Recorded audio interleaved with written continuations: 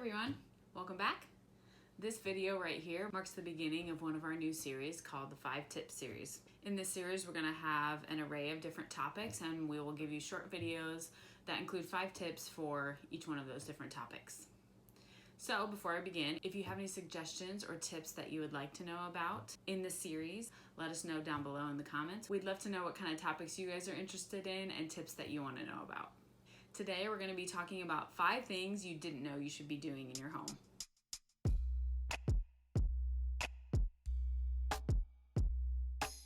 I know this category can be so broad. There are so many things you should be doing in your home that you either don't know you should be doing, or it's just not really a top priority in your home. Or maybe you just have so many things to do in your house, it's just not a thought in your head. I know there are many things in my house that I just don't get to because there is not enough time in the day. So today in this quick video, we're going to talk about 5 things that you can do in your home that maybe you haven't thought about. Number 1. This is probably the biggest one in the entire list. And just recently we knew of somebody who dealt with this, and so that's why it has become number 1 on my list. And it is only dry your clothes when you are at home and awake. What I didn't know was that there are a ton of house fires that are started annually because of clothes that have either been running during the night or while nobody was at home. You know, everybody starts their dryer before they leave to go somewhere because you're trying to get 2 things done at one time, right? The biggest problem I heard about was towels. So the towels get heated up really, really hot, and even when the dryer stops, the heat continues to build up for a little while before the temperature comes back down. And so that temperature gets rising can create a fire.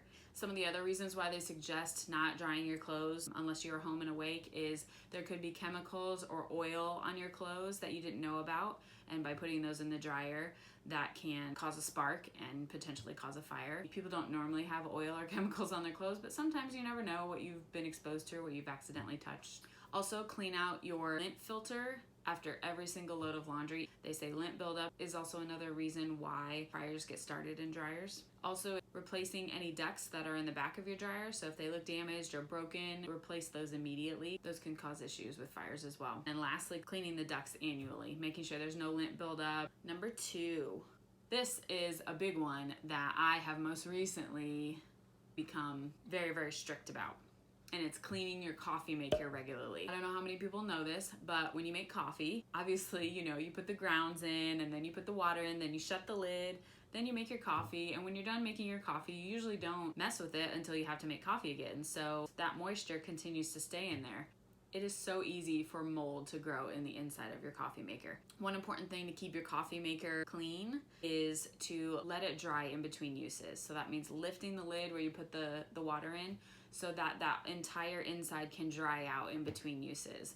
That way it wards off mold or any sort of bacteria that can want to grow in there if the lid's shut and the moisture stays in. If you do end up finding that there's buildup on the walls of your coffee maker, you can take an old toothbrush and kind of get down in there and scrape all that off, and then either dump it out or you can do some rinse cycles to try to get all that stuff out.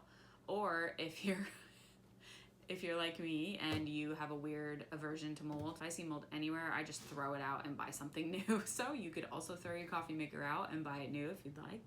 That's completely up to you. Another great thing that will really help ward off mold is cleaning your coffee maker regularly. That means doing a mixture of vinegar and water. I usually do about like half of the coffee pot. Most of that I fill up with vinegar and the rest I fill up with water. Pour it in there, do an entire brew without any coffee grounds in there. When it's done, I dump it out. I usually do like 3 to 5 more brews with just water until the vinegar smell is almost completely gone. So if you haven't thought about it yet, go look in the inside of your coffee maker, use a flashlight, and make sure there's no mold on the inside there. If there is, clean it out really, really well, because you definitely don't want to be drinking that. Number 3. Your air filter in your heating and cooling system. Make sure that you're checking that regularly and that you are switching out the air filter regularly. That improves air quality, it also reduces dust, and it makes your system more efficient when it's not running air through a dirty filter. They also say to make sure that you get all of your ducts cleaned out annually. Some might even say biannually. Number 4, your vacuum cleaner. One of my friends on Facebook just recently reminded me of this. She takes her entire vacuum cleaner apart and soaks it in the tub and then lays it outside to completely dry and then assembles it all back together. She's a rock star. Deep cleaning your vacuum cleaner improves air quality. It also makes the vacuum run more efficiently and clean better when you're using it. Number 5, last one, mattress protectors on beds. So important. If you think about it, you don't ever wash your mattress.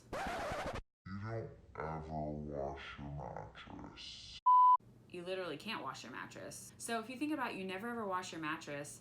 If you don't have a mattress pad on your bed that is protecting against the sweat or any accidents, it's just all soaking right into your mattress and staying there, and then you're laying in it.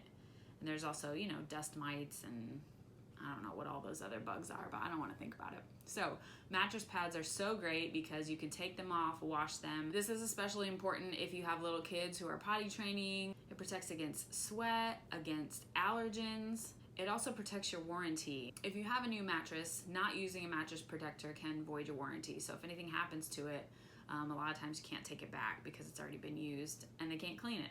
And before we end out the video, we have one bonus tip. Twice a year, at least, if not more, you should go through all of your stuff and declutter, reorganize, reassess everything that you have, what you want to get rid of, what you want to keep.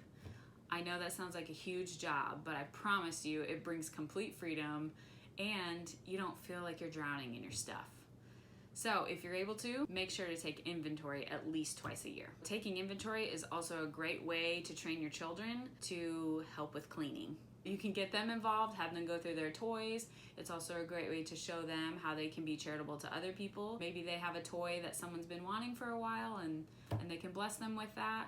Involving your children in that also shows them that you care about keeping your house orderly and organized and free of just stuff that you never use. And it's teaching them how to be disciplined and organized in their home when they grow up too. So that's it. That's the 5 tips you didn't know you should be doing in your home. I hope it was helpful and insightful, and I hope it encourages you to kind of add those things to create more freedom in your home.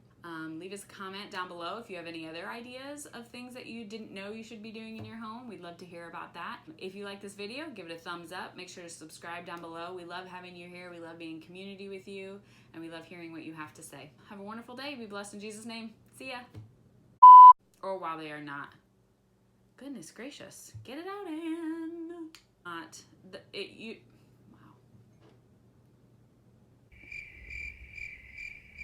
And your grass is completely exposed, it can make it. And this tip